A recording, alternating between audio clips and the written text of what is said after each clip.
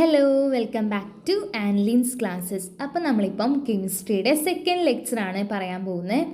First lecture already നമ്മൾ upload ചെയ്തിട്ടുണ്ട്. അതിൽ നമ്മൾ സബ് എറ്റോമിക് പാർട്ടിക്കിൾസ് വരെ പറഞ്ഞു അല്ലേ. നമ്മൾ ആറ്റത്തിനെ 3 എണ്ണമായി ഡിവൈഡ് ചെയ്യും. ഏതൊക്കെയാണ്? ഇലക്ട്രോൺസ്, പിന്നെ പ്രോട്ടോൺസും പഠിച്ചു, ന്യൂട്രോൺസും പഠിച്ചു അല്ലേ. അപ്പോൾ നമുക്ക് സബ് എറ്റോമിക് പാർട്ടിക്കിൾസ് എന്തൊക്കെയാണെന്ന് അറിയാം. ഇനി നമ്മൾ പഠിക്കാനായിട്ട് പോകുന്നത് കുറേ എക്സ്പെരിമെൻറ്റുകൾ നിങ്ങൾക്ക് പഠിക്കാനുണ്ട്. ഓക്കെ, നല്ല സിമ്പിൾ അല്ലേ? സ്കൂളിലൊക്കെ എടുത്തിട്ടുണ്ടാവുമെന്ന് ഞാൻ വിചാരിക്കുന്നു. അതിൽ ഒന്നാമത്തെ എക്സ്പെരിമെൻറ്റിൻ്റെ പേരാണ് ഡിസ്ചാർജ് ട്യൂബ് എക്സ്പെരിമെൻറ്റ്. എന്താണ് പേര്? Discharge tube experiment. നമ്മൾ ആദ്യം ഒരു എക്സ്പെരിമെൻറ്റ് പഠിക്കുമ്പോഴേ അത് ആരാണ് നടത്തിയത്, ഏത് കൊല്ലത്തിലാണ് എക്സ്പെരിമെൻറ്റ് ചെയ്തതെന്നല്ലേ നമ്മൾ ആദ്യം പഠിക്കുക. അപ്പോൾ നമ്മുടെ ഡിസ്ചാർജ് ട്യൂബ് എക്സ്പെരിമെൻ്റ് ചെയ്ത ആളുടെ പേരാണ് ഇവിടെ കൊടുത്തിട്ടുണ്ട്, വായിച്ചേ.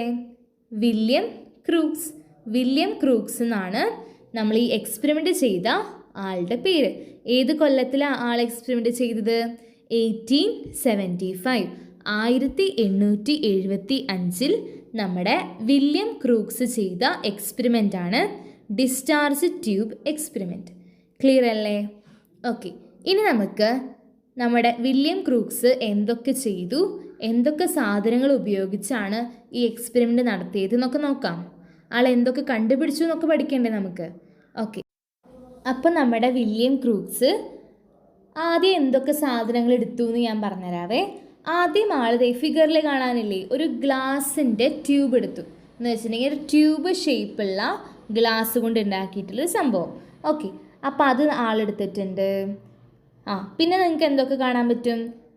എന്തോ 2 സംഭവം ഇവിടെ ഇരിക്കുന്നുണ്ടല്ലേ, അതെന്താണെന്നറിയോ? അതിന് നമ്മൾ ഇലക്ട്രോഡുകൾ എന്ന് പറയാം. എന്താണ്? ഇലക്ട്രോഡുകൾ.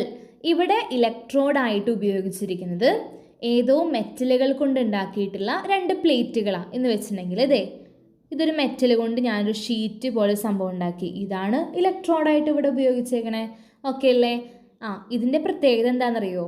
മെറ്റലിൻ്റെ പ്രത്യേകത എന്താ? മെറ്റൽ എന്ന് പറഞ്ഞിട്ടുണ്ടെങ്കിൽ ഒരു കണ്ടക്ടറാണ്. കണ്ടക്ടർ എന്ന് വെച്ചിട്ടുണ്ടെങ്കിൽ കറൻറ്റ് പാസ് ചെയ്യും, ഇതിലൂടെ കറണ്ടിന് കടന്നു പോകാൻ പറ്റും.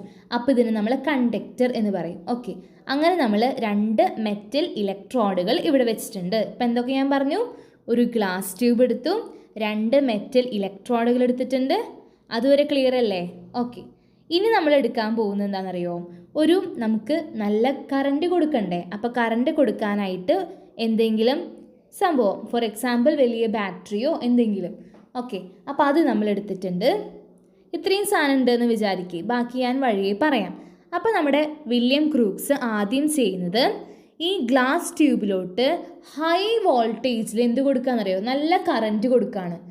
ഹൈ വോൾട്ടേജിൽ കറണ്ട് കൊടുക്കുകയാണ്. അപ്പം കറണ്ട് നോക്കിയേ, ഇവിടുന്ന് കണക്ട് ചെയ്ത് ഈ ഇലക്ട്രോഡമിലേക്കും ഇവിടുന്ന് കണക്ട് ചെയ്ത് അടുത്ത ഇലക്ട്രോഡമിലേക്കും ആൾ കണക്ട് ചെയ്തു. ഓക്കെ, അപ്പോൾ നമ്മുടെ നെഗറ്റീവ് ചാർജുള്ള ഇലക്ട്രോഡും ഉണ്ട്, പോസിറ്റീവ് ചാർജുള്ള ഇലക്ട്രോഡും ഉണ്ട്. അത് നിങ്ങൾക്ക് ഈ ഫിഗറിൽ നിന്ന് കാണാനായിട്ട് പറ്റില്ലേ. ഇലക്ട്രോഡിന് 2 ചാർജ് അവർ മാർക്ക് ചെയ്തിട്ടുണ്ട്. ഇവിടെ നെഗറ്റീവ് ആണ്, ഇവിടെ പോസിറ്റീവ് ആണ്. നോക്കിയേ, നമ്മൾ കൊടുത്തിരിക്കുന്ന ബാറ്ററി കണ്ടിട്ടില്ലേ നിങ്ങൾ? ബാറ്ററിക്ക് പോസിറ്റീവ് ഉണ്ട്, നെഗറ്റീവ് ഉണ്ട് അല്ലേ. ആ ബാറ്ററിയുടെ നെഗറ്റീവ് ചാർജ് കണക്ട് ചെയ്തിരിക്കുന്ന നമ്മുടെ ഇലക്ട്രോഡില്ലേ, ഓക്കെ, ആ ഇലക്ട്രോഡിനെ നമ്മൾ വിളിക്കുന്ന പേരാണ് കാഥോഡ്. അഥവാ കാഥോഡിന് എന്താണ് ചാർജ്? നെഗറ്റീവ് ചാർജാണെന്ന് മനസ്സിലാക്കുക. ഓക്കെ, അതുപോട്ടെ, നമ്മുടെ ബാറ്ററിയുടെ പോസിറ്റീവ് സൈഡ് കണക്ട് ചെയ്തിരിക്കുന്ന ഇലക്ട്രോഡിന് എന്തായിരിക്കും ചാർജ് വരിക? പോസിറ്റീവ് ചാർജ് ആയിരിക്കും. അത് മനസ്സിലായില്ലേ? ഓക്കെ, അപ്പം ആനോഡിന് എന്താണ് ചാർജ്? ആനോഡിന് പോസിറ്റീവ് ചാർജും കാഥോഡിന് നെഗറ്റീവ് ചാർജാണെന്ന് പഠിക്കുക. അതാണ് ഇവിടുത്തെ ഒരു ഇമ്പോർട്ടൻ്റ് ആയിട്ടുള്ള പോയിന്റ്. A+ എന്ന് ആലോചിച്ചാൽ മതി. A+ വാങ്ങണ്ടേ നമുക്ക്? ഓക്കെ, അപ്പോൾ A+, A ഫോർ ആനോഡ്. അപ്പോൾ ആനോഡിന് പോസിറ്റീവ് ചാർജും കാഥോഡിന്, അപ്പോൾ ആനോഡിന് പോസിറ്റീവ് ചാർജ് ആണെങ്കിൽ കാഥോഡിന് എന്തായിരിക്കും? Negative charge. അപ്പോൾ A+, C- മറക്കില്ലല്ലോ. ഓക്കെ, അപ്പോൾ അത് നമ്മൾ പഠിച്ചുവേ. അപ്പോൾ മെറ്റൽ ഇലക്ട്രോഡുകൾ ഇവിടെ 2 എണ്ണം ഞാൻ കണക്ട് ചെയ്തിട്ടുണ്ട്. അതിലോട്ട് ഹൈ വോൾട്ടേജിൽ എന്ത് കൊടുത്തു എന്നാ പറഞ്ഞേ? ഇലക്ട്രിസിറ്റി പാസ് ചെയ്തു. ഇതുവരെ ക്ലിയർ അല്ലേ? ഓക്കെ. ഇനി അടുത്ത സെൻറ്റൻസിൽ പറയുന്നതേ, അടുത്ത സെൻറ്റൻസ് നിങ്ങൾക്ക് എല്ലാവർക്കും അറിയാവുന്ന കാര്യം തന്നെയാണ് പറയുന്നത്. അത് ഞാൻ ഒന്നുകൂടെ പറയാം. നമുക്കറിയാം നമ്മുടെ ചുറ്റും എന്തുണ്ട്? എയർ ഉണ്ട് അല്ലേ? കുറേ ഗ്യാസസ് ഒക്കെ ഉണ്ട് അല്ലേ? ഓക്കെ. അപ്പോൾ നോക്കിയേ, ഈ ഗ്ലാസ് ട്യൂബിൽ നമ്മളെടുത്ത ഗ്ലാസ് ട്യൂബ്, അതിനകത്തും എന്തുണ്ട്? ഇവിടെ നിറച്ച് എന്താണ്? എയർ ഉണ്ട്. ഇവിടെ നിറച്ച് എയർ ഉണ്ട്. പക്ഷെ നമുക്ക് കാണാനൊന്നും പറ്റുന്നില്ല. അതിന് നിറച്ച് എന്തുണ്ട്? എയർ ഉണ്ട്. ഓക്കെ. പക്ഷേ ഇതൊക്കെ നമ്മുടെ ഇലക്ട്രോഡ് 2 വെച്ചിട്ടില്ലേ? ഇവിടം വരെയല്ലേ കറണ്ട് വരുന്നുള്ളൂ. ഇതിനകത്ത് ഇവിടെ കറണ്ട് പോകുന്നുണ്ടോ? ഇല്ലല്ലോ. കാരണം നമുക്കറിയാം എന്ത്? നമ്മുടെ എയർ എന്ത് ചെയ്യില്ല? കറണ്ടിനെ പാസ് ചെയ്യിക്കില്ല. അങ്ങനെയാണെങ്കിൽ നമുക്കൊക്കെ ഷോക്ക് അടിക്കണ്ടേ? നമ്മുടെ ചുറ്റും എയർ അല്ലേ? അപ്പം നമ്മുടെ എയർ കറണ്ടിനെ കടത്തി വിടുമെങ്കിൽ നമുക്ക് ഷോക്ക് അടിക്കേണ്ടതാണ്. അപ്പം നമുക്ക് ഷോക്കൊന്നും അടിക്കുന്നില്ല അല്ലേ? അതുപോലെ തന്നെ ഇതിനകത്ത് എയർ എന്ത് ചെയ്യില്ല? കറണ്ടിനെ പാസ് ചെയ്യിക്കില്ല. അപ്പോൾ ദേ ഇവിടം വരെ കറണ്ട് വരുന്നുള്ളൂ. ഇതിനകത്ത് എന്തില്ല? കറണ്ട് ഇല്ല അല്ലേ? അത് നമുക്കറിയാം. അപ്പോൾ നമ്മുടെ എയർ ഒരു ഇൻസുലേറ്റർ ആണ്. കണ്ടക്ടർ ആണോ? അല്ല, എയർ ഇൻസുലേറ്റർ ആണ്. അതുകൊണ്ട് തന്നെ ഈ ട്യൂബിനകത്തേക്കൂടെ ഇലക്ട്രിസിറ്റിക്ക് പാസ് ചെയ്യാൻ പറ്റില്ല. പക്ഷെ എപ്പോഴാണെന്നറിയോ? സാധാരണ പ്രഷറിൽ. ഇതിനകത്ത് എന്താണ്? സാധാരണ പ്രഷർ അല്ലേ? പക്ഷെ ഞാനൊരു സൂത്രം പറഞ്ഞുതരാം. ഇതിനകത്തെ പ്രഷറേ, ഈ ഗ്ലാസ് ട്യൂബിനകത്തെ പ്രഷർ ഞാൻ കുറയ്ക്കുകയെന്ന് വിചാരിച്ചോ. പ്രഷർ കുറച്ച് എന്ത് സംഭവിക്കുന്നറിയോ? ഇതിനകത്തെ എയറിലൂടെ ഇലക്ട്രിസിറ്റി പാസ് ചെയ്യും. അപ്പം എയറിലൂടെ സാധാരണഗതിയിൽ ഇലക്ട്രിസിറ്റി പാസ് ചെയ്യിക്കില്ല. ഇനി അഥവാ പാസ് ചെയ്യിക്കണമെങ്കിൽ എന്ത് ചെയ്താൽ മതി? പ്രഷർ കുറച്ചാൽ മതി. അപ്പോൾ പ്രഷർ കുറയ്ക്കണമെങ്കിൽ എന്ത് ചെയ്യണമെന്നറിയോ? ഇതിനകത്തെ കുറച്ച് എയർ ഞാൻ കളയണം. അപ്പം കളയാൻ വേണ്ടിയിട്ട് ദേ ഇവിടെ ഒരു സംഭവം എടുത്തിട്ടുണ്ട്, വാക്വം പമ്പ്. കണ്ടില്ലേ? ഇത് ഈ സാധനമാണ് വാക്വം പമ്പ്. അപ്പോൾ വാക്വം പമ്പ് എടുത്തിട്ട് ഞാൻ കുറച്ച് എയറിനെ പുറത്തോട്ട് കളയാണ്. അപ്പോൾ അവിടെ എന്ത് സംഭവിച്ചു? പ്രഷർ കുറഞ്ഞു. പ്രഷർ കുറഞ്ഞപ്പോൾ എന്ത് സംഭവിക്കുമെന്ന് ഞാൻ പറഞ്ഞേ?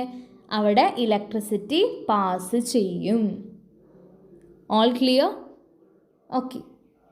അപ്പം but when the tube was evacuated എന്ന് വെച്ചിട്ടുണ്ടെങ്കിൽ എയറിനെ വലിച്ച് കളയാതെ, അതിനുവേണ്ടി നമ്മൾ ഉപയോഗിച്ചതാണ് നമ്മുടെ വാക്വം പമ്പ്.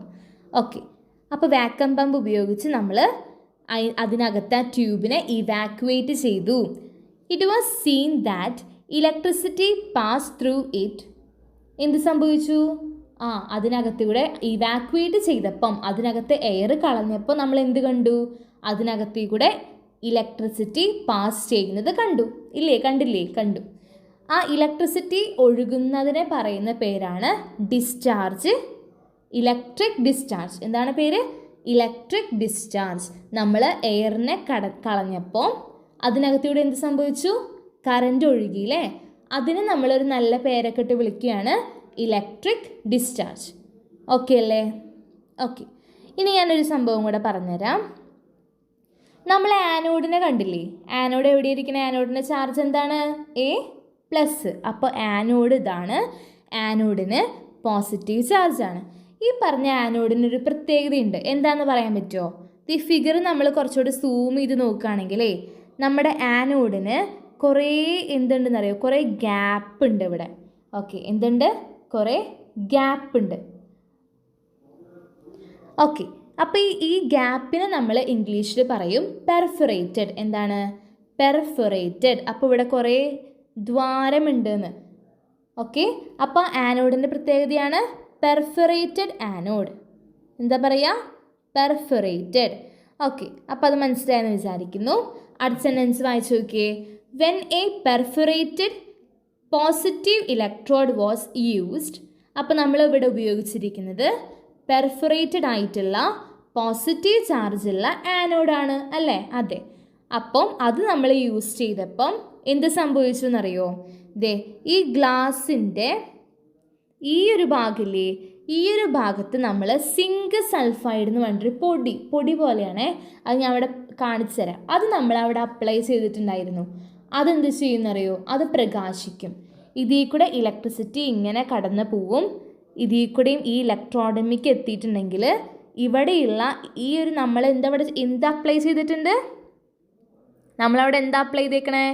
സിങ്ക് സൾഫൈഡ് നമ്മളവിടെ അപ്ലൈ ചെയ്തു. ആ സിങ്ക് സൾഫൈഡ് അവിടെ അപ്ലൈ ചെയ്തിട്ടുള്ള കാരണം ഇവിടുന്ന് ഇലക്ട്രിസിറ്റി പോയാൽ അവിടുന്ന് എന്ത് കാണാൻ പറ്റും? അവിടെ എന്തോ ഒരു പച്ച നിറത്തിൽ പ്രകാശിക്കുന്നതായിട്ട് നമുക്ക് കാണാൻ പറ്റും. ഓക്കെ, അപ്പോൾ ആ പച്ച പ്രകാശം വന്നത് എന്തുകൊണ്ടാണ്? നമ്മൾ അവിടെ എന്ത് അപ്ലൈ ചെയ്തിട്ടുണ്ട്? Zinc sulphide. അതിൻ്റെ ഫിഗർ ഞാൻ അവിടെ ഓൾറെഡി കാണിച്ചിട്ടുണ്ട്. അതിനെയാണ് നമ്മൾ സിങ്ക് സൾഫൈഡ്. ഓക്കെ, അതവിടെ അപ്ലൈ ചെയ്തതുകൊണ്ട് പച്ച നിറത്തിലുള്ളൊരു ഗ്ലോ ഓക്കെ നമുക്കവിടെ കാണാനായിട്ട് പറ്റും. അപ്പം നമ്മൾ പറഞ്ഞു അവിടെ എന്ത് സംഭവിക്കും? ഒരു ഗ്രീൻ കളറിൽ എന്തോ ഒരു പ്രകാശം പോലെ വരുമെന്ന് പറഞ്ഞു അല്ലേ? അത് എന്തുകൊണ്ടാണ് വരുന്നതെന്നാണ് നമ്മൾ അടുത്തത് പറയുന്നത്. The glow is due to the rays emitted from the cathode. നമ്മുടെ കാഥോഡിൽ നിന്ന് എന്തോ ഒരു രശ്മി, എന്തോ ഒരു കിരണങ്ങൾ വരുന്നത് കൊണ്ടാണ് നമ്മുടെ ആനോഡിൻ്റെ സൈഡിൽ പച്ച പ്രകാശം നമ്മൾ കാണുന്നത്. ഓക്കെ, അപ്പോൾ കാഥോഡിൽ നിന്ന് എന്തോ ഒരു സംഭവം അവിടെ നിന്ന് വരുന്നുണ്ട്. These rays came to be known as cathode rays. അപ്പോൾ കാഥോഡിൽ നിന്ന് വരുന്ന രശ്മികളെ നമ്മൾ എന്ത് വിളിക്കും? കാഥോഡ് റേസ് എന്ന് വിളിക്കും. ഓക്കെ, അപ്പോൾ കാഥോഡ് റേസ് എന്താണെന്ന് മനസ്സിലായില്ലേ? എന്തുകൊണ്ടാണ് ആനോഡ് റേസ് എന്ന് പറയാത്തത്? കാഥോഡിൽ നിന്നാണ് ആ രശ്മികൾ വരുന്നത്, അതുകൊണ്ട് നമ്മൾ അവരെ കാഥോഡ് റേസ് എന്ന് പറയും. ക്ലിയർ അല്ലേ? Scientists conducted more experiments on cathode rays and identified their various characteristics. അങ്ങനെ നമ്മുടെ ഗവേഷകന്മാർ ഒരുപാട് കാര്യങ്ങൾ ഈ കാഥോഡ് റേസിനെ പറ്റി പഠിച്ചു. എന്നിട്ട് അവർക്ക് ഒരുപാട് സ്വഭാവങ്ങൾ, ഈ കാഥോഡ് റേസിൻ്റെ ഒരുപാട് പ്രത്യേകതകൾ അവർ കണ്ടുപിടിച്ചു. അപ്പോൾ നമുക്കത് പഠിക്കണ്ടേ? ഓക്കെ, ഇനി നമ്മൾ പഠിക്കാൻ പോകുന്നത് കാഥോഡ് റേസിൻ്റെ പ്രോപ്പർട്ടീസ് ആണ്. ഇനി നമ്മളെ കാഥോഡ് റേസിൻ്റെ കുറച്ച് പ്രത്യേകതകൾ പഠിക്കാൻ പോവുകയാണേ. 4 പ്രത്യേകതകൾ നമ്മൾ പഠിക്കണം, 4 ക്യാരക്ടറിസ്റ്റിക്സ്. അപ്പോൾ 4 ഇമ്പോർട്ടൻ്റ് ആണ്, എക്സാമിന് ചോദിക്കും, അപ്പോൾ പഠിക്കണം. ഒന്നാമത്തെ പോയിന്റ് എന്ന് പറയുന്നത് കാഥോഡ് റേസ്. കാഥോഡ് റേസ് എന്താണെന്ന് ഞാൻ പറഞ്ഞില്ലേ? കാഥോഡിൽ നിന്ന് വരുന്ന റേസ്. ഓക്കെ, അപ്പം ഇവിടെ അവർ മാർക്ക് ചെയ്തിട്ടുണ്ട്. അതെങ്ങനെയാണ് പോകുന്നത്? സ്ട്രെയിറ്റ് ലൈനിലാണ് പോകുന്നത് മനസ്സിലാക്കുക. അപ്പോൾ കാഥോഡ് റേസ് എങ്ങനെയാണ് പോവുക? വളഞ്ഞു തിരിഞ്ഞാണോ പോവുക? അല്ല, അവരെ സ്ട്രെയിറ്റ് ലൈനിലാണ് ട്രാവൽ ചെയ്യുന്നത്. ഓക്കെ, അപ്പം നമ്മൾ ഈ സ്ട്രെയിറ്റ് ലൈനിൽ ഒരു വസ്തു ഇങ്ങനെ ട്രാവൽ ചെയ്തുകൊണ്ടിരിക്കുകയാണ്. ഒരു വസ്തുവല്ല, അതിൽ നിന്ന് വരുന്ന രശ്മികൾ. അപ്പം ട്രാവൽ ചെയ്യുന്ന സമയത്ത് ഞാനിവിടെ ഒരു സംഭവം വെച്ചു. ആ സംഭവമാണ് ഒപ്പേക്ക് ഒബ്ജക്റ്റ്. ഒപ്പേക്ക് എന്ന് വെച്ചാൽ എന്താ? ലൈറ്റിനെ കടത്തി വിടുക അല്ലേ? അപ്പം ഈ കാഥോഡ് റേസ് ഇങ്ങനെ വരുന്ന സമയത്ത് അവിടെ ഒരു എന്തെങ്കിലും ഒരു തടസ്സം വെച്ച് എന്താ ഉണ്ടാവുക? അവിടുത്തെ ലൈറ്റിന് അപ്പുറത്തേക്ക് പോകാൻ പറ്റുമോ? ഇല്ല. അപ്പം ഈ ഞാൻ വെച്ച സംഭവത്തിൻ്റെ നിഴൽ എനിക്ക് അപ്പുറത്തെ സൈഡിൽ കാണാൻ പറ്റും. അപ്പം അങ്ങനെ നമ്മൾ ഇത് വെച്ചപ്പം നിഴൽ കണ്ടു, അല്ലെങ്കിൽ ആ ലൈറ്റ് അപ്പുറത്തെ സൈഡിൽ എത്താൻ പറ്റിയിട്ടില്ല. അതിൻ്റെ അർത്ഥം എന്താണ്? കാഥോഡ് റേസ് സ്ട്രെയിറ്റ് ആയിട്ടാണ് ട്രാവൽ ചെയ്യുന്നത്. അവിടെ എന്തെങ്കിലും ഒരു തടസ്സം വെച്ചാൽ അതിന് അപ്പുറത്തെ സൈഡിലോട്ട് പോകാൻ പറ്റില്ല എന്ന് നമുക്ക് മനസ്സിലായി. ഓക്കെ, അപ്പോൾ അതാണ് ഫസ്റ്റ് ലൈൻ പറയുന്നത്. Cathode rays cast shadows of opaque object placed in its path. ആ കാഥോഡ് റേസ് പോകുന്ന വഴിക്ക് എന്തെങ്കിലും ഒരു ഒപ്പേക്ക് ഒബ്ജക്റ്റ്, എന്തെങ്കിലും ഒരു തടസ്സം നമ്മൾ വെച്ചാൽ അതിൻ്റെ എന്ത് കാണാൻ പറ്റും? അതിൻ്റെ നിഴൽ നമുക്ക് പകർത്താനായിട്ട് പറ്റും. അപ്പോൾ അതിൽ നിന്ന് എന്താണ് നമുക്ക് ഇൻഡിക്കേറ്റ് ചെയ്യുന്നത്, അല്ലെങ്കിൽ ഇതിൽ നിന്ന് എന്താ നമുക്ക് തെളിയിക്കാനായിട്ട് പറ്റുക? കാഥോഡ് റേസ് സ്ട്രെയിറ്റ് ലൈനിലാണ് ട്രാവൽ ചെയ്യുന്നത് എന്ന് നമുക്ക് മനസ്സിലായി. അപ്പോൾ ഒന്നാമത്തെ main point, cathode rays straight ലൈനിലാണ് ട്രാവൽ ചെയ്യുന്നത്. ഓക്കെ, അതെപ്പോൾ ചോദിച്ചാലും പറയണേ. അപ്പോൾ ഫസ്റ്റ് ലൈൻ നമ്മൾ പഠിച്ചു, ഫസ്റ്റ് പോയിന്റ് നമ്മൾ പഠിച്ചു. സെക്കൻഡ് പോയിന്റ് എന്ന് വെച്ചിട്ടുണ്ടെങ്കിൽ, ഇനി നമ്മൾ നേരത്തെ ഒപ്പേക്ക് ഒബ്ജക്റ്റ് വെച്ചില്ലേ, അത് വെച്ചതിന് പകരം നമ്മളൊരു തിരിയുന്ന പമ്പരം പോലത്തെ ഒരു സാധനം ചെരിച്ച് വെക്കാതെ ഫിഗറിൽ കാണുന്ന പോലെ നമ്മൾ വെച്ചു. ഓക്കെ, അത് വെച്ചപ്പോൾ എന്തുണ്ടായെന്നറിയോ? ഈ കാഥോഡ് റേസ് പോകുമ്പം ഇതിങ്ങനെ തിരിയാനായിട്ട് തുടങ്ങി. തിരിയാനായിട്ട് തുടങ്ങി. അപ്പോൾ തിരിഞ്ഞപ്പോൾ നമുക്ക് മനസ്സിലായി ഇവിടുന്ന് എന്തോ ഒരു സാധനം വന്നത് തിരിക്കണമെങ്കിൽ ഇതിനെന്തോ ഒരു വെയിറ്റ് ഉണ്ടാവില്ലേ, ഒരു മാസ് ഉണ്ടാവില്ലേ, ഒരു ഭാരമുള്ള വസ്തു വന്നാലല്ലേ തിരിയുള്ളൂ. അപ്പോൾ നമുക്ക് മനസ്സിലായി ആ കാഥോഡ് റേസിന് എന്തുണ്ട്? മാസ് ഉണ്ട്. Okay, we can understand that particles in the cathode rays have mass. അപ്പോൾ പാർട്ടിക്കിൾസ്, ഈ കാഥോഡ് റേസിലുള്ള സംഭവങ്ങൾക്ക് എന്തുണ്ട്? പാർട്ടിക്കിൾസിന് എന്തുണ്ട്? മാസ് ഉണ്ട് എന്ന് നമുക്ക് മനസ്സിലായി. ഓക്കെ, അതാണ് രണ്ടാമത്തെ പോയിന്റിൽ നമ്മൾ പറയുന്നത്. സംശയം ഉണ്ടെങ്കിൽ കമൻറ്റ് സെക്ഷനിൽ ചോദിക്കണേ. മൂന്നാമത്തെ പോയിന്റ് എന്ന് പറയുന്നത്, നമ്മൾ എന്ത് ചെയ്യാമെന്നറിയോ? ഒരു ഇലക്ട്രിക് ഫീൽഡ് വെക്കുകയാണ്. ഇപ്പോൾ ഞാൻ ഇതിൽ തന്നെ വരച്ച് കാണിക്കുകയാണേ. ഇപ്പോൾ നമ്മളൊരു ഇലക്ട്രിക് ഫീൽഡ് എന്ന് വെച്ചിട്ടുണ്ടെങ്കിൽ ഇപ്പോൾ ഇവിടെ ഒരു പോസിറ്റീവ് ചാർജ് വെച്ചു. പോസിറ്റീവ് ചാർജ് വെച്ചപ്പോൾ എന്താ സംഭവിച്ചതെന്നറിയോ? കാഥോഡ് റേസിൻ്റെ ചാർജ് എന്താ? കാഥോഡിൻ്റെ ചാർജ് എന്താ? നെഗറ്റീവ്. സി മൈനസ് അല്ലേ, അപ്പോൾ നെഗറ്റീവാണ്. നമുക്കറിയാം നെഗറ്റീവിൻ്റെ അവിടേക്കാണോ അട്രാക്റ്റ് ചെയ്യുക?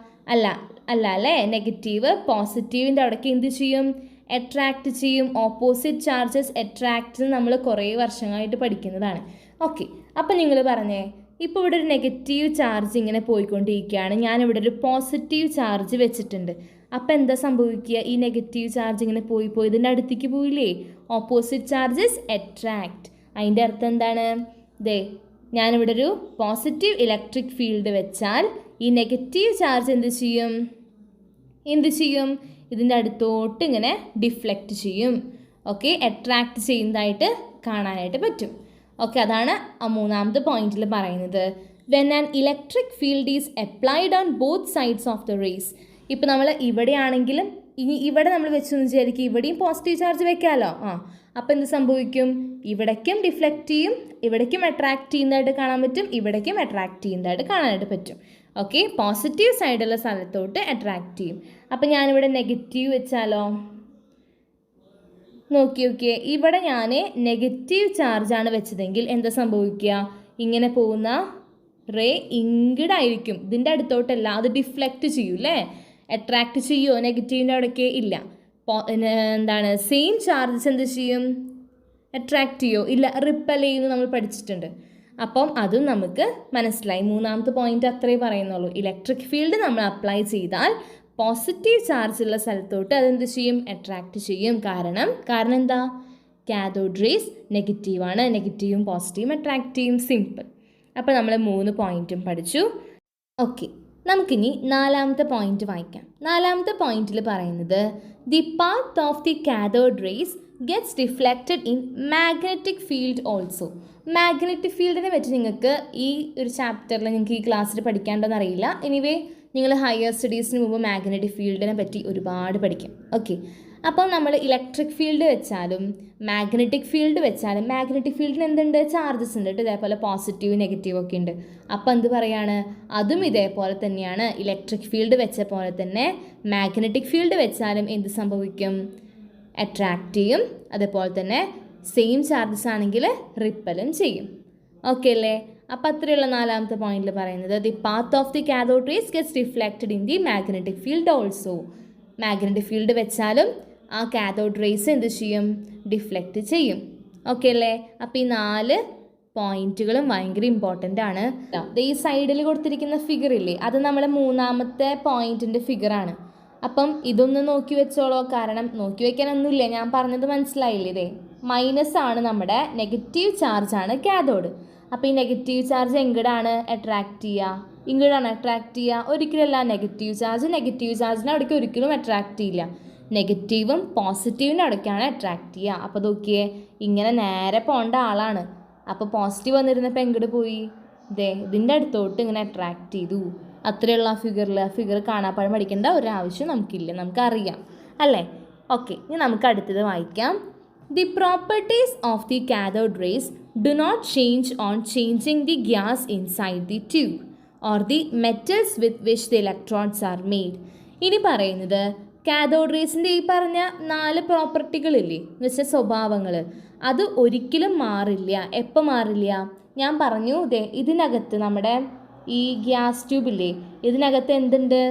ഓരോരോ പ്രത്യേകതരം ഗ്യാസുകളുണ്ട് അല്ലേ? ആ ഗ്യാസ് നമ്മൾ മാറ്റി എനിക്ക് ഇഷ്ടപ്പെട്ട വേറൊരു ഗ്യാസ് ഇതിൻ്റെ അകത്ത് നിറച്ചു എന്ന് വിചാരിക്കുക. അപ്പോഴും എന്ത് സംഭവിക്കില്ല? ഈ കാഥോഡ് റേസിൻ്റെ സ്വഭാവത്തിന് ഒരു മാറ്റവും സംഭവിക്കില്ല എന്നാണ് അവിടെ പറയുന്നത്. അതുപോലെ തന്നെ ഇവിടെ വെച്ചിട്ടുള്ള ഇലക്ട്രോഡുകളില്ലേ, അത് മാറ്റി എനിക്ക് വേറെ ഇഷ്ടമുള്ള വേറൊരു ഇലക്ട്രോഡ് വെച്ചാലും ഈ കാഥോഡ് റേസിൻ്റെ സ്വഭാവത്തിന് ഒരു മാറ്റവും ഇല്ല. അടുത്ത സെൻറ്റൻസിൽ പറയുന്നത് എന്താണെന്നറിയോ? നമ്മുടെ കാഥോഡ് റേസിൽ എന്തോ ഒരു പാർട്ടിക്കിൾ ഉണ്ടെന്ന് നമുക്ക് മനസ്സിലായില്ലേ?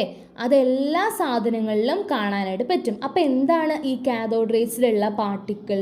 അതെന്താണെന്നറിയോ? അതാണ് നമ്മുടെ ഇലക്ട്രോൺ. എന്താണ്? ഇലക്ട്രോൺ. നമ്മൾ പഠിച്ച സബ് അറ്റോമിക് പാർട്ടിക്കിൾസിലെ ഇലക്ട്രോൺ ആണ് നമ്മൾ ഏതിൽ കാണാൻ പറ്റുക? നമ്മുടെ കാഥോഡ് റേസിൽ കാണാനായിട്ട് പറ്റുന്നത്.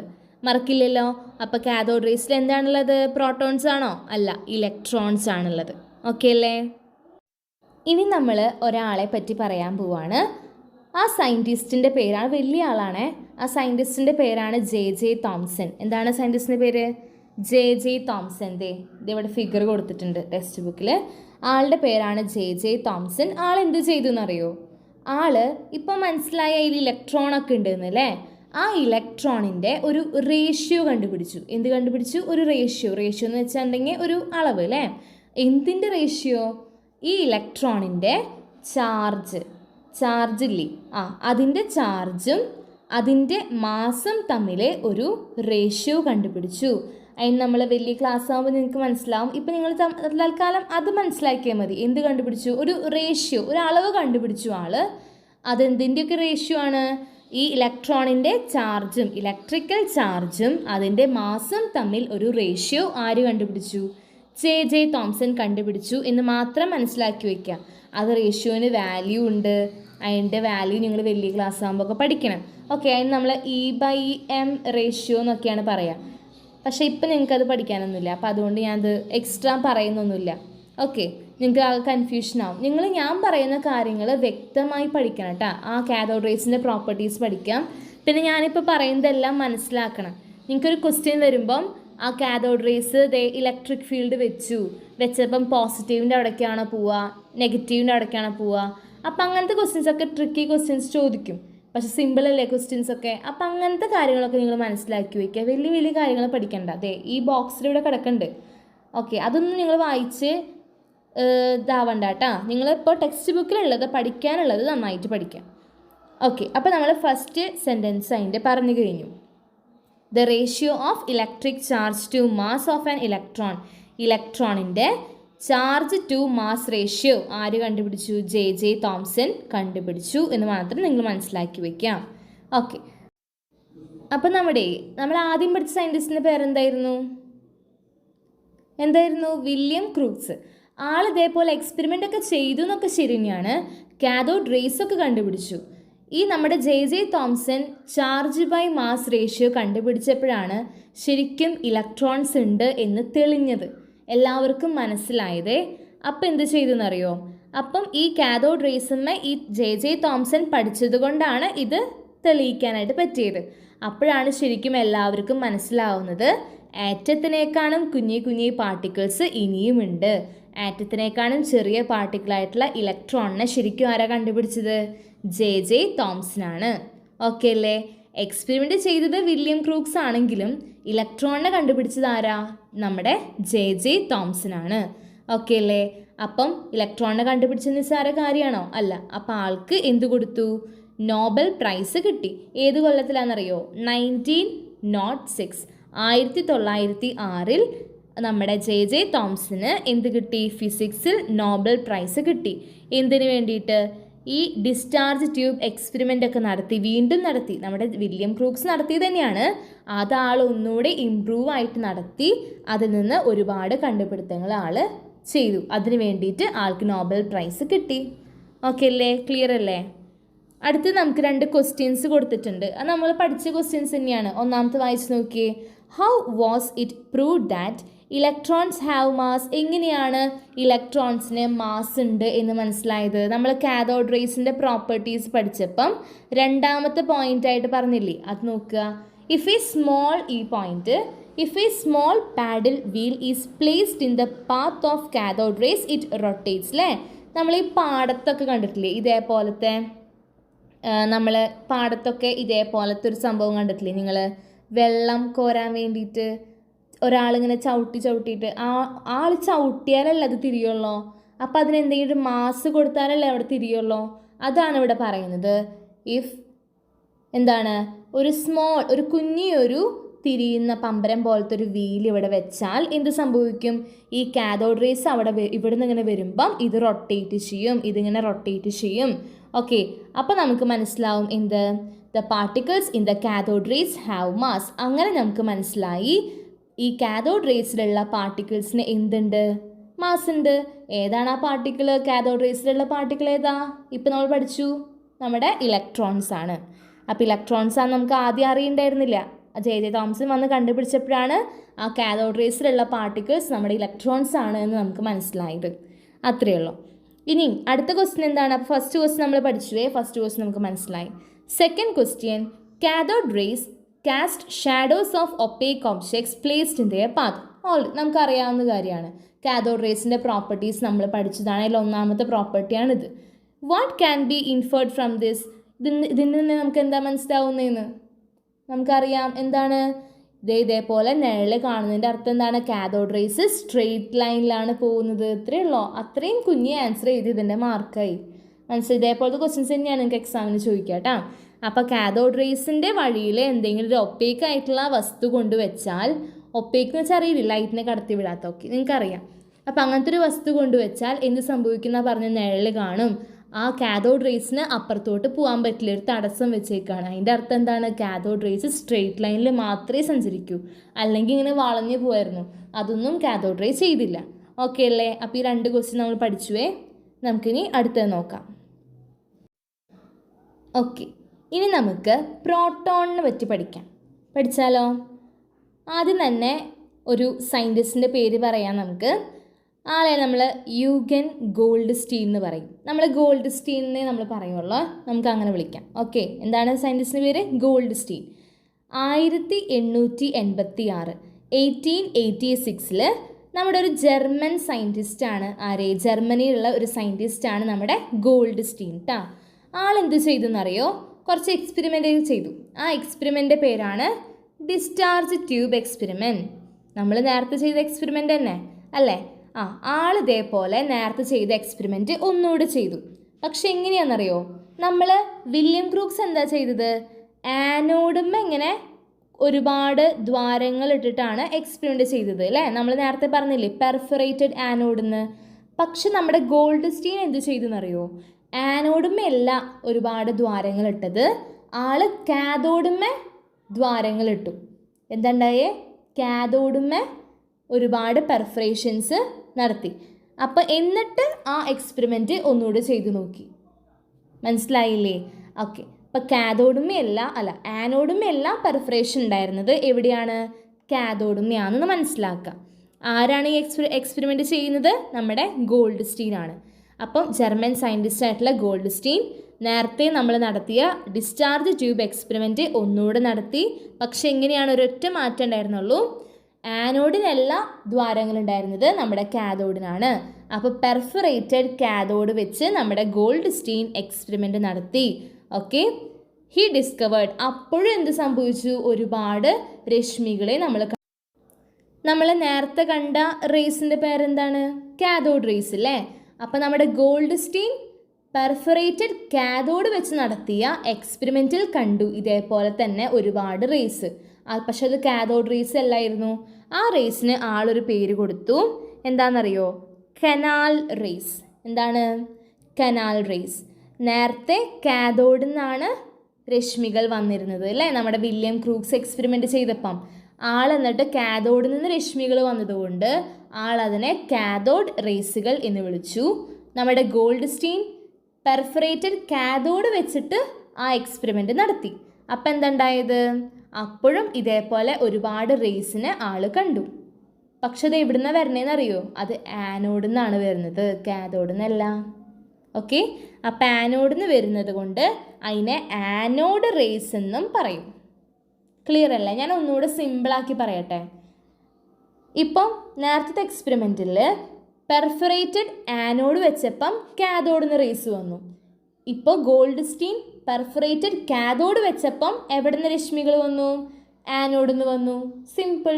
എവിടെ നിന്നാണോ രശ്മികൾ വന്നത് അതിന് അങ്ങനെ പേര് കൊടുക്കുക. ഇപ്പം കാഥോഡിൽ നിന്നാണ് രശ്മികൾ വന്നതെങ്കിൽ അത് കാഥോഡ് റേസ് ആണ്. ആനോഡിൽ നിന്നാണ് വരുന്നതെങ്കിൽ അതെന്താണ്? ആനോഡ് റേസ് ആണ്. ക്ലിയർ അല്ലേ? നിങ്ങൾക്ക് മനസ്സിലായിട്ടുണ്ട്? ഇല്ലെങ്കിൽ എന്താ ചെയ്യുക? വീഡിയോ ഒക്കെ ഒന്ന് പോസ് ചെയ്തിട്ട് ടെക്സ്റ്റ് ബുക്ക് ഒന്ന് വായിക്കുക കേട്ടോ. അപ്പോൾ നിങ്ങൾക്ക് എല്ലാം മനസ്സിലാവേ. ഓക്കെ, അപ്പോൾ നമ്മളിപ്പം ആനോഡ് റേസ് വരെ പറഞ്ഞു. ആനോഡ് റേസ് എന്താണെന്ന് മനസ്സിലായില്ലേ? നമ്മുടെ ഗോൾഡ്സ്റ്റീൻ നടത്തിയ എക്സ്പെരിമെൻ്റ് ആണ് ഇപ്പോൾ നമ്മൾ പറഞ്ഞുകൊണ്ടിരിക്കുന്നത്. ഗോൾഡ്സ്റ്റീൻ നമ്മുടെ ഡിസ്ചാർജ് ട്യൂബ് എക്സ്പെരിമെൻറ്റ് തന്നെയാണ് ചെയ്യുന്നത്. പക്ഷെ ഒരൊറ്റ മാറ്റേ ഉള്ളൂ. പെർഫറേറ്റഡ് കാഥോഡ് ആണ്, പെർഫറേറ്റഡ് ആനോഡ് അല്ല. അപ്പോൾ പെർഫറേറ്റഡ് കാഥോഡ് വെച്ച് ചെയ്തപ്പം രശ്മികൾ എവിടെ നിന്നാണ് വന്നത്? ആനോഡിൽ നിന്ന്. ആനോഡിൽ നിന്ന് വന്ന രശ്മികളെ ഗോൾഡ് സ്റ്റീൻ എന്ത് വിളിച്ചു? ആനോഡ് റേസ് എന്ന് വിളിച്ചു. സിമ്പിൾ അല്ലേ? ആനോഡ് റേസിന് വേറൊരു പേരും കൂടി ഉണ്ട്, അതോടെ പഠിച്ചു വെച്ച ചുമ്മാ. എന്താണ് ആദ്യം പറഞ്ഞത്? Canal rays. എന്താണ്? Canal rays. He studied the characteristics of these rays and identified the presence of positive charge in them. അപ്പോൾ ആൾ ഇതേപോലെ നേരത്തെ നമ്മൾ നടത്തിയില്ല ഒരുപാട് പരീക്ഷണങ്ങൾ, അതേപോലെയൊക്കെ ചെയ്ത് നോക്കിയപ്പോൾ നമ്മുടെ ഗോൾഡ് സ്റ്റീന് മനസ്സിലായി ഈ ആനോഡ് റേസിൽ പോസിറ്റീവ് ചാർജുകൾ എന്ന്. എന്ത് മനസ്സിലായി? ആനോഡ് റേസിൽ ഒരുപാട് പോസിറ്റീവ് ചാർജ് ഉണ്ട് എന്ന് മനസ്സിലായി. പക്ഷെ ഒരു വ്യത്യാസമുണ്ട്. എന്താണെന്നറിയോ? നമ്മൾ നേരത്തെ പറഞ്ഞു അല്ലേ, ഇലക്ട്രോൺസ് ഒക്കെ ആയിരുന്നപ്പം എന്ന് വെച്ചിട്ടുണ്ടെങ്കിൽ കാഥോഡ് റേസ് ആയിരുന്നപ്പം കാഥോഡ് റേസിൻ്റെ നമ്മൾ ഗ്യാസ് ഏതായാലും അതേപോലെ ഇലക്ട്രോഡുകൾ ഏത് വെച്ചാലും അതിൻ്റെ സ്വഭാവത്തിന് വല്ല മാറ്റം ഉണ്ടാവുമോ? ഇല്ലല്ലോ. നമ്മൾ ഏത് ഗ്യാസ് ആ ഗ്യാസ് ട്യൂബിൻ്റെ അടുത്ത് ഗ്ലാസ് ട്യൂബിൻ്റെ അകത്ത് നിറച്ചാലും അതിന് ഒരു മാറ്റവും സംഭവിച്ചിരുന്നില്ല. ആർക്ക്? കാഥോഡ് റേസിന്. പക്ഷെ ആനോഡ് റേസ് അങ്ങനെയല്ല. ആനോഡ് റേസ് എന്താണ്? ഗ്യാസ് ഏത് ഗ്യാസാണ് ആ ഗ്ലാസ് ട്യൂബിനകത്ത് എടുത്തിരിക്കുന്നത് അതിനനുസരിച്ച് അതിൻ്റെ സ്വഭാവം മാറും. അപ്പം ഏതാ നല്ലത്? കാഥോഡ് റേസ് ആണോ ആനോഡ് റേസ് ആണോ നല്ലത്?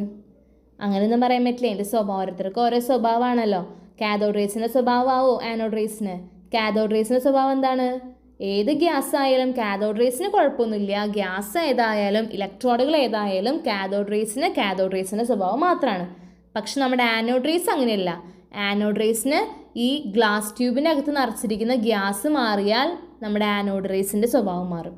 അതേപോലെ ഇലക്ട്രോഡ് മാറിയാൽ മാറുമോ? നമുക്ക് നോക്കാം. അതിനെപ്പറ്റി ഇവിടെ എടുത്ത് പറയുന്നില്ല. പക്ഷെ എന്നിരുന്നാൽ കൂടി നമ്മുടെ ഇലക്ട്രോഡ് മാറിയാലും നമ്മുടെ ആനോഡ് റേസിൻ്റെ സ്വഭാവം മാറും കേട്ടോ. അപ്പോൾ ആനോഡ് റേസിൻ്റെ സ്വഭാവം മാറുന്ന ആളാണ്, കാഥോഡ് റേസിൻ്റെ പോലെയല്ല. ഓക്കെ, നമ്മുടെ ഗോൾഡ് സ്റ്റീൻ ഒരു സംഭവം കൂടെ ചെയ്ത് നോക്കിയേ. എന്താ ചെയ്തതെന്ന് വെച്ചിട്ടുണ്ടെങ്കിൽ ഈ ഗ്ലാസ് ട്യൂബിൻ്റെ അകത്തോട്ട് ഹൈഡ്രജൻ ഗ്യാസ് നിറച്ചു. എന്താ നിറച്ചേ? Hydrogen gas. ഹൈഡ്രജൻ ഗ്യാസ് നിറച്ചപ്പോൾ ഉണ്ട് ആൾക്ക് എന്ത് കിട്ടി? ഈ ഇതുവരെ കണ്ടുപിടിച്ചതിലുള്ള ഏറ്റവും കുഞ്ഞ പോസിറ്റീവ് ചാർജിനെ ആര് കണ്ടുപിടിച്ചു? നമ്മുടെ ഗോൾഡ് സ്റ്റീൻ കണ്ടുപിടിച്ചു. ഓക്കെ, എന്താ പറഞ്ഞത്? ഹൈഡ്രജൻ ഗ്യാസ് ഫില്ല് ചെയ്തപ്പം ഏറ്റവും കുഞ്ഞ വെയിറ്റ് കുറഞ്ഞ പാർട്ടിക്കിൾസിനെ നമ്മുടെ ആനോഡ് റേസിൽ നിന്ന് നമ്മുടെ ഗോൾഡ് സ്റ്റീൻ കണ്ടുപിടിച്ചു. എന്നിട്ട് അതിന് ഒരു പേര് കൊടുത്തു, പ്രോട്ടോൺ. ഓക്കെ, പ്രോട്ടോൺ എപ്പോഴാണ് കിട്ടിയത്? ഈ ഗ്ലാസ് ട്യൂബിനകത്ത് ഹൈഡ്രജൻ ഗ്യാസ് നിറച്ചിട്ട് എക്സ്പെരിമെൻ്റ് ചെയ്തു. ഓക്കെ, അപ്പോൾ നമ്മുടെ ഗോൾഡ് സ്റ്റീനിന് എന്ത് കിട്ടി? പ്രോട്ടോൺ കിട്ടി. പ്രോട്ടോൺ എന്ന് വെച്ചാൽ എന്താ? ആറ്റത്തിനകത്തെ അടുത്ത സബ് അറ്റോമിക് പാർട്ടിക്കിളാണ് നമ്മുടെ പ്രോട്ടോൺ. അപ്പോൾ പ്രോട്ടോൺ കണ്ടുപിടിക്കുന്നത് മനസ്സിലായി, ഇലക്ട്രോൺ കണ്ടുപിടിക്കുന്നത് മനസ്സിലായേ. ഓക്കെ, അപ്പോൾ നമ്മളെ കെമിസ്ട്രിക്കും ഫിസിക്സിനും ബയോളജിക്കും ഇതേപോലെ ട്യൂഷൻ കൊടുക്കുന്നുണ്ട് കേട്ടോ. അപ്പോൾ ട്യൂഷന് ജോയിൻ ചെയ്യാൻ ആഗ്രഹമുള്ളവർ ഞാനിവിടെ നമ്പർ കൊടുക്കാം, നമ്പറിൽ കോൺടാക്റ്റ് ചെയ്യണം. കാരണം നമ്മൾ ജൂലൈ 1-ാം തീയതി മുതൽ ക്ലാസ് തുടങ്ങുകയാണ്. അപ്പോൾ അതുകൊണ്ട് വൈകാണ്ട് ജോയിൻ ആവാം. അപ്പോൾ നമ്മളൊരു വാട്സപ്പ് ഗ്രൂപ്പ് സ്റ്റാർട്ട് ചെയ്തിട്ടുണ്ട്, അതിലേക്ക് ജോയിൻ ആക്കാം കേട്ടോ. ഫീസ് വരുന്നത് 200 രൂപയാണ് മാസം. പിന്നെ എന്താണ് ക്ലാസ്സിൻ്റെ ടൈമിങ് പറയാം. ടൈമിങ് വരുന്നത് നിങ്ങളുടെ ട്യൂഷനൊക്കെ പോകുന്നവർ ഓൾറെഡി ഉണ്ട് അല്ലേ? അപ്പോൾ അതൊക്കെ കഴിഞ്ഞ് 8 മണിയൊക്കെ ആകുമ്പോഴാണ്, വൈകുന്നേരം 8 മണി ആകുമ്പോഴാണ് ട്യൂഷൻ്റെ സമയം. 1 മണിക്കൂറാണ് ട്യൂഷൻ ഉണ്ടാവുക, 8 മണി മുതൽ 9 മണി വരെ. അതിൽ ക്ലാസ് എടുക്കും. അതുപോലെ തന്നെ നിങ്ങൾക്ക് സംശയം ചോദിക്കേണ്ട സമയം ഒരു 15 മിനിറ്റ് നിങ്ങൾക്ക് ഡൗട്ട് ഡിസ്കഷൻ ആയിരിക്കും കേട്ടോ. ഡൗട്ട് ഡിസ്കഷൻ മാത്രമല്ല, എനിക്ക് നിങ്ങളോട് ചോദിക്കണ്ടേ, അപ്പോൾ അതിൻ്റെ ടൈമും കൂടിയാണ് 15 മിനിറ്റ്സ്. അപ്പം ഈ കാര്യം കൂടി ഞാൻ നിങ്ങളൊന്ന് ഓർമ്മിപ്പിച്ചു എന്നുള്ളൂ. ജൂലൈ 1-ാം തീയതി തുടങ്ങും. വേഗം കോൺടാക്റ്റ് ചെയ്യുക, രജിസ്റ്റർ ചെയ്യാം. ഓക്കെ, അപ്പം അടുത്ത ക്ലാസ് ആയിട്ട് കാണാം. അപ്പോൾ ഇങ്ങനെയാണ് ട്യൂഷൻ്റെ കാര്യം. അപ്പോൾ നിങ്ങൾ വേഗം ടൈം കളയാണ്ട് രജിസ്റ്റർ ചെയ്യുക കേട്ടോ. പിന്നെ ചാനൽ ആദ്യമായിട്ട് കാണണമെങ്കിൽ സബ്സ്ക്രൈബ് ചെയ്യുക. ഇതിൽ നമ്മൾ സോഷ്യൽ ക്ലാസ്സും ഇനി മാത്സും അതുപോലെ ഒക്കെ ഇടണമെന്ന് ആഗ്രഹമുണ്ട്. കെമിസ്ട്രി ഇനി എന്തായാലും ഞാൻ അപ്ലോഡ് ചെയ്യുമെന്ന് അറിയില്ല. കാരണം ട്യൂഷന് ജോയിൻ ചെയ്യുന്നവർക്ക് അതൊരു വിഷമാവില്ലേ എല്ലാ വീഡിയോസ് ഇതിൽ കൊടുത്താൽ. അപ്പം ഇനി നമുക്ക് അടുത്തത് സോഷ്യൽ ഹിസ്റ്ററി ആണോ വേണ്ടത്, ജോഗ്രഫി ആണോ വേണ്ടതെന്ന് പറയുകയാണെങ്കിൽ എനിക്ക് ഞാൻ അടുത്തത് അതെടുക്കാം. ഓക്കെ, അതൊന്ന് എല്ലാവരും കമൻറ്റ് സെക്ഷനിൽ പറയുമോ? ഓക്കെ, ഞാൻ നിർത്തുവാണേ. നാളെ കാണാം. ടാറ്റാ.